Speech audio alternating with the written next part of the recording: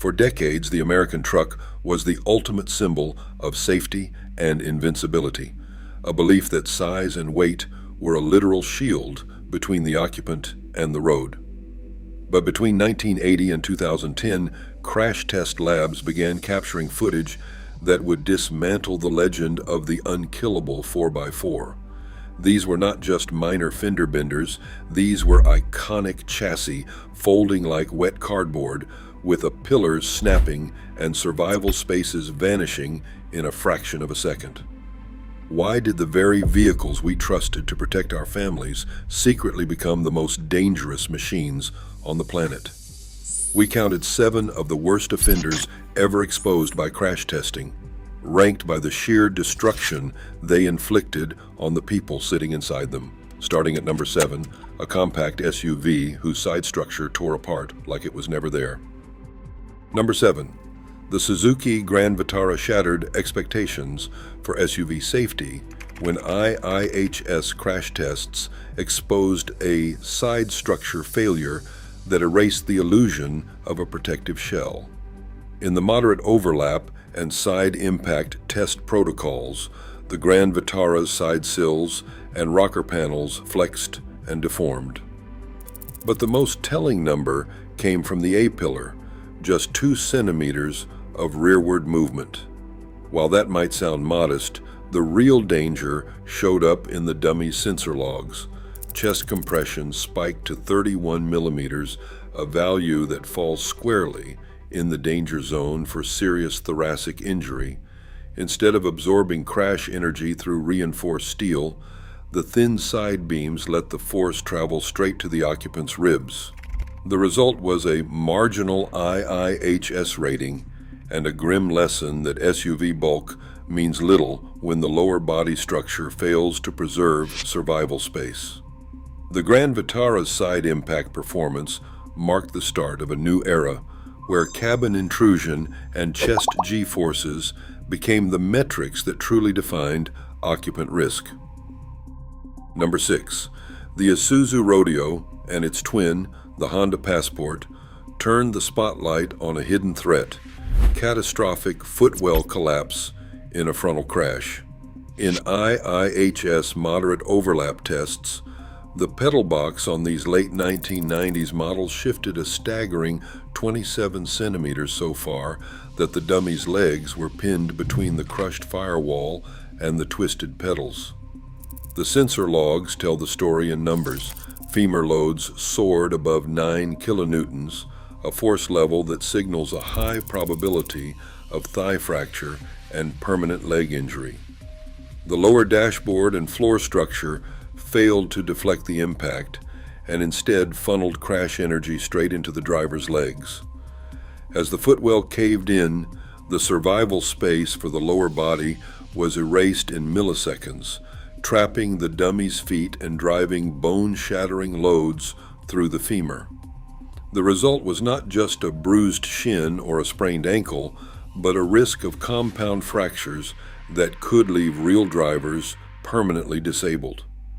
Unlike side impact failures that threaten the chest, the Rodeo's flaw was a direct assault on the legs, a brutal reminder that a tough exterior means nothing if the cabin can't hold its shape. Even with airbags and reinforced pillars, these trucks left drivers with nowhere to go but into the path of crushing steel. Number 5, the Chevrolet Astro and GMC Safari vans turned a blind spot in crash engineering into a recipe for disaster.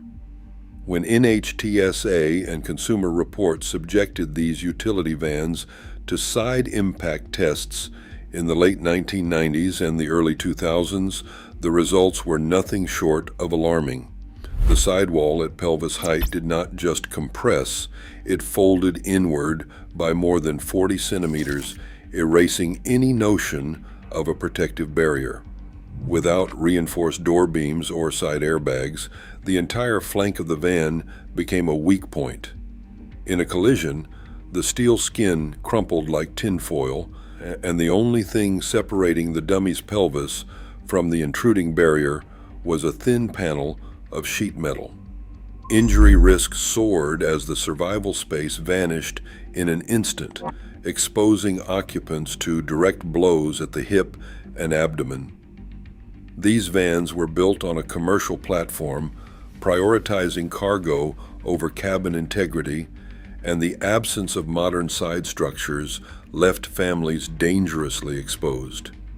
The Astro and Safari did not just challenge the myth that bigger means safer, they proved that mass without reinforcement is a lethal illusion. For drivers and passengers alike, a single side impact could mean catastrophic pelvic injuries, all because the van's design ignored the basic principles of occupant protection. Number 4. The Ford Ranger from the late 1990s through the early 2000s delivered a side impact crash test result that stands out for its direct threat to the most vital part of the human body, the chest and abdomen.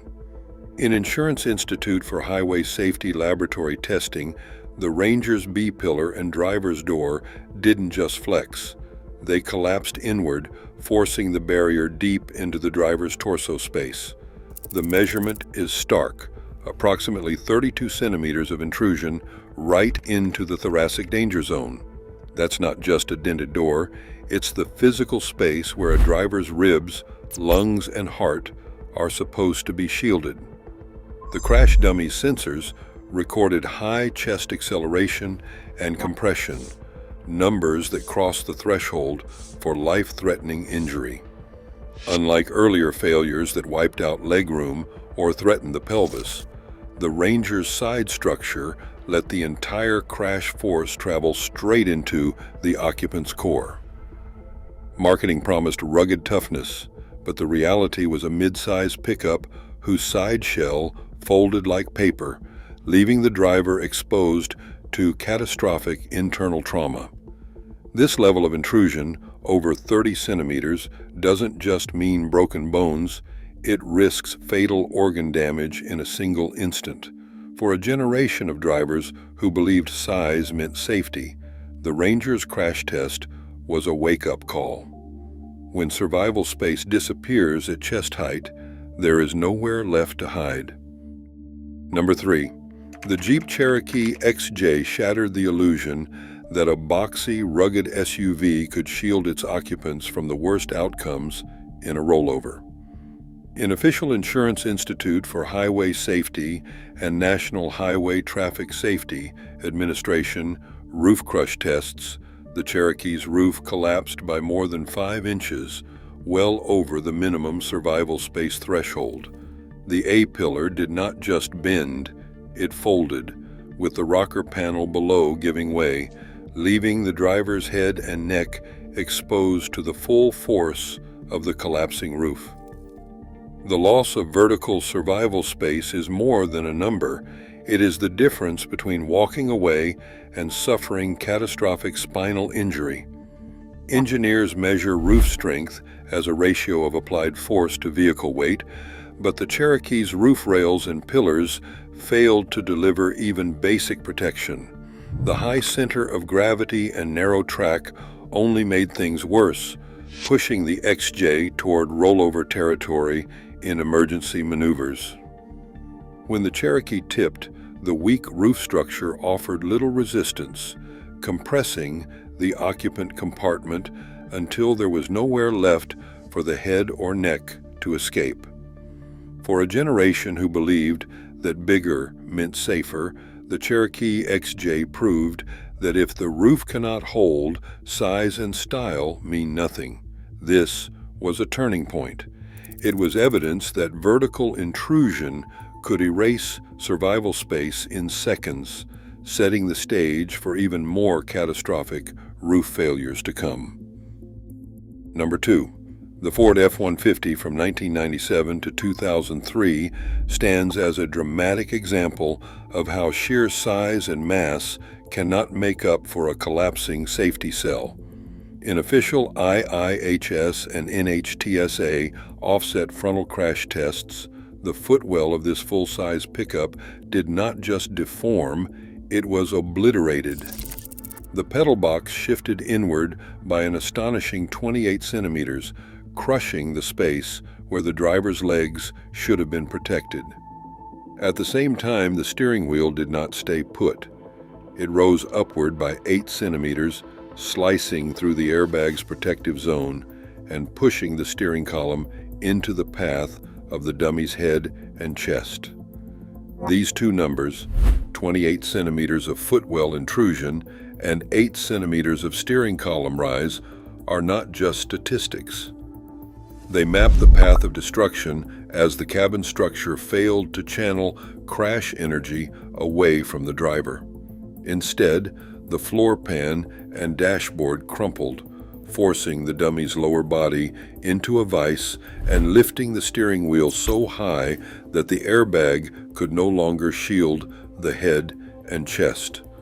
The result was a direct threat to life and limb, even in a truck that weighed over 2,500 kilograms. While other pickups of the era managed to keep these deformations in check, the F-150's lack of cross-bracing and insufficient floor reinforcement left drivers exposed to injuries that could be both disabling and deadly. It is a sobering lesson.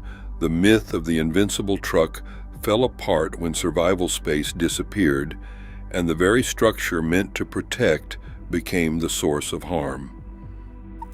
And finally, in first place, the Suzuki Sidekick and its twin, the Geo Tracker, deliver the most devastating proof that size and image can't protect you when the structure itself gives way.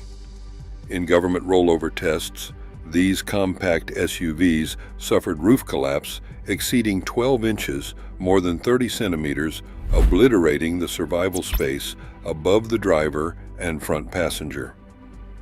The official Federal Motor Vehicle Safety Standard 216 protocol required the roof to withstand a heavy load with no more than 5 inches of deformation.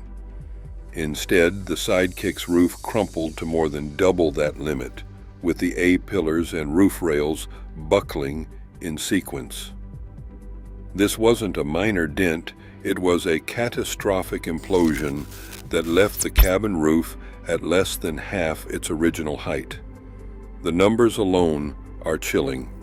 Real-world fatality statistics from the National Highway Traffic Safety Administration show that the Sidekick and Tracker had a rollover death rate nearly twice the class average, 1.85 deaths per million vehicle miles traveled, compared to 1.0 for other compact SUVs.